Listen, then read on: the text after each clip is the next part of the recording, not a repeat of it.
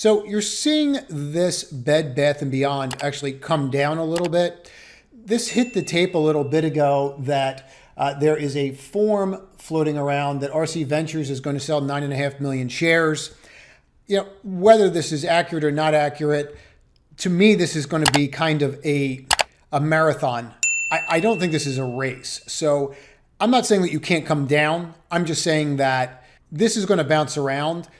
These kinds of, quote, leaks, when you start to see them, could just be to shake the tree a little bit, get people out of their positions.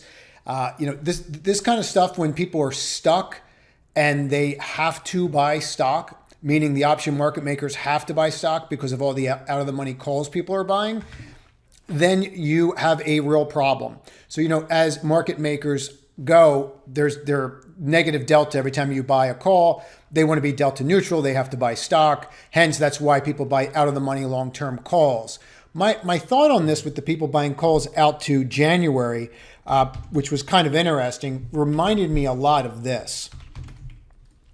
And I'm not suggesting you're going to see something like that, but I do think that the possibility of seeing something like that, it's doable. I don't know that you're going to see this. I don't know that we'll ever see this again, but I do think you can see a very powerful move still in Bed Bath & Beyond. So I would not rule this out because it's coming back down. I'd see if it could wash out maybe tomorrow, that 1860 level. Let's watch that again. You could even pull back down to 13 before going again.